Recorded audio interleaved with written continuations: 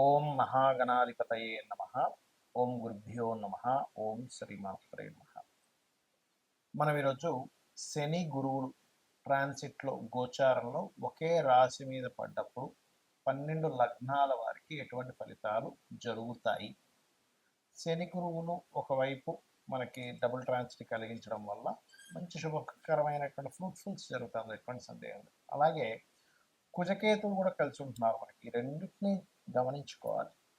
So లగ్నం తెలిసిన వారు లగ్నం నుంచి చూసుకోండి, లగ్నం తెలియని వారికి రాశి నుంచి చూసుకోండి, అది సెకండరీ ఆప్షన్. సో ఈ విషయాలు చెప్తుంది నేనైనప్పటికీ కూడా చెప్పిస్తుంది సాక్షాత్ లలిత అమ్మవారిగా భావిస్తూ ఒక్కొక్క లగ్నం గురించి మనం తెలుసు. మీన లగ్నము, మీన రాశి. మీనం వారికి డబుల్ ట్రాన్సిట్ అనేది దశమం మీద ఉంది కాబట్టి వృత్తి పరమైనటువంటి విషయాల్లో అనుకూలంగా ఉంటుంది. టీచింగ్స్, బ్యాంకింగ్, కన్సల్టెన్సీ సెంటర్స్, లేకపోతే వేరే ప్రాంతానికి వెళ్ళి ఉద్యోగం చేయాలని ప్రయత్నం చేసేటువంటి వారికి ఇది అనుకూలమైనటువంటి విషయం. కొత్త ఉద్యోగంలో మార్పు, ఉద్యోగంలో ఎదుగుదలకి చాలా బాగుండేటువంటి సమయంగా చెప్పుకోవచ్చు. మరియు ఇక్కడ సహజంగానే ఈ గురువు కూడా ఎప్పుడైతే 4వ స్థానంలో చతుర్థ భావంలో ఉన్నాడో కన్స్ట్రక్షన్స్ చేయడానికి, కొత్తగా గృహము, వాహనం తీసుకోవడానికి కూడా అనుకూలిస్తుంది. అయితే ఈ కుటుంబ సభ్యుల్లో ఎవరైనా ఉన్నత విద్యల కోసం చేసే ప్రయత్నం ఫలిస్తుంది. మరియు మరొక విషయం ఏంటంటే సంతానం ఎప్పటి నుంచో వాళ్ళు లోన్స్ కోసం ట్రై చేస్తూ ఉంటారు. అటువంటి వాటికి కూడా యోగిస్తుంది చెప్పాలంటే.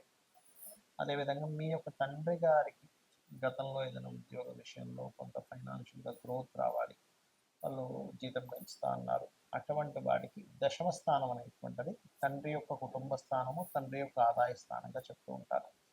కాబట్టి ఈ యొక్క అంశంలో మీ తండ్రి గారికి ఫైనాన్షియల్ గ్రోత్ అనేది కూడా ఇస్తుంది మీనలగ్నం వారికి. అయితే సర్వసాధారణంగా మీనలగ్నంలో ఎవరైనా జన్మించారు అంటే వారికి వాళ్ళ లైఫ్ అంతా కూడా తండ్రితో ముడిపడి ఉంటుందండి. మీరు గమనించండి, ఎనీ మీనలగ్న జాతకము తండ్రితోనే కంప్లీట్ వాళ్ళ లైఫ్. అంటే అందరికీ తండ్రితో ఉంటుందంటే ఇక్కడ కొంచెం డిఫరెంట్. ఎలా అంటే మీరు బొమ్మరిల్లు మూవీ చూడండి, అందులో అంటాడు హీరో, ఇంతా నువ్వే చేసావు నాన్న అంటే ఏంటి, వీళ్ళకి కష్టం వచ్చినా తండ్రి వల్లే, నష్టం వచ్చినా తండ్రి వల్లే, చక్కటి లైఫ్ వీళ్ళకి సరిదిద్దుకున్న తండ్రి వల్లే. వీళ్ళు ఒకనొక టైంలో ఫ్రస్ట్రేట్ అయిపోయిన ఏదో నిరూపించుకోవాలి అనేటువంటి ఒక సంఘటన జరిగిన తండ్రి వల్లే. వీళ్ళు ఎక్కువ ఎమోషన్ అయ్యి మొత్తం నా లైఫ్ అంతా తండ్రితోనే సాగింది అనేటువంటిది ఒక మొత్తం బ్యాక్గ్రౌండ్ చూసుకుంటే కూడా తండ్రి వల్లే జరుగుతుంది. ఆ యొక్క ప్రదేశంలో 6వ స్థానము అంటారు, అంటే పూర్వజన్మ కర్మస్థానము అంటూ ఉంటారు. ఎప్పుడైతే పూర్వజన్మ కర్మస్థానం వీళ్ళకి సింహరాశి అవుతుంది, వీళ్ళకి మీనం వారికి అయిందో, అక్కడ కుజకేతువులు ఎప్పుడైతే ఉన్నారో ఇంకొంచెం స్ట్రెస్ అనేది ఎక్కువ అవుతుంది తండ్రి విషయంలో. సో అది తగ్గాలి అంటే కనుక కుజకేతు గ్రహాల దగ్గర దీపారాధన, కందులు ఉలవలు దానంగా ఇవ్వడం, మరియు దీంతో పాటు ఏల్నాడు శని నడుస్తుంది కదా అని చాలా మంది భయపడుతున్నారు. ఒకటే చెప్తున్నాను, ఏల్నాడు శనిలో నేను చాలాసార్లు చెప్పాను. సీఎంలు పిఎంలు కూడా అయ్యారయ్యా. నరేంద్ర మోడీ గారు పిఎం అయింది, అది ఆ సమయంలోనే స్వర్గీయ ఎన్టీ రామారావు గారు సీఎం అయింది అప్పుడే, చంద్రబాబు నాయుడు గారు కావచ్చు, జగన్ గారు కావచ్చు, అనేకమైనటువంటి దేశాల్లో కొంతమంది ప్రెసిడెంట్లు అవ్వడానికి కూడా కారణం అదే చెప్పారు. కాబట్టి డోంట్ వరీ, జస్ట్ మీరు ఏంటంటే పోస్ట్పోన్ చేయకండి పనులు ఏవి కూడా. ఎక్సర్సైజ్ చేయండి, వాకింగ్ చేయండి, ఎక్కువగా మధ్యాహ్నం పూట నిద్రపోకండి. ఖచ్చితంగా శని యొక్క అనుగ్రహం కలుగుతుంది. నిత్యము ఆంజనేయ స్వామి ఆలయాలకు వెళ్తూ ఉండండి, రాజరాజేశ్వరి అమ్మవారి యొక్క అష్టోత్తరం చేస్తారు. చాలామంది నన్ను అడుగుతున్న అంశం ఏమిటంటే, ఇక్కడ మీకు గోచారంలో జలరాశుల్లో కుజుడు ఉన్నప్పుడు కొంత జల సంబంధంగా గొడవలు ఇవన్నీ వచ్చాయని చెప్పారు. కొంచెం జల సంబంధంగా ఈ నావీ వాళ్ళు వీళ్ళ ట్యాక్స్ ఇవన్నీ చెప్పారు కదా. అదేవిధంగా ఎండాకాలంలో వర్షం అన్నారు, అదే రకంగా మనకు వర్షం కూడా పడింది. మరి అదే కుజుడు సింహరాశిలోకి వస్తున్నందుకు ఏమిటి అని చాలామంది అడుగుతున్నారు. ఇక్కడ సింహరాశిలో కుజుడు వస్తూ కేతు కూడా అక్కడ ఉన్నందుకు ఈ సంవత్సరం మనకి రాజ్యాధిపతి రవి, మంత్రి రవి అవుతున్నాడు.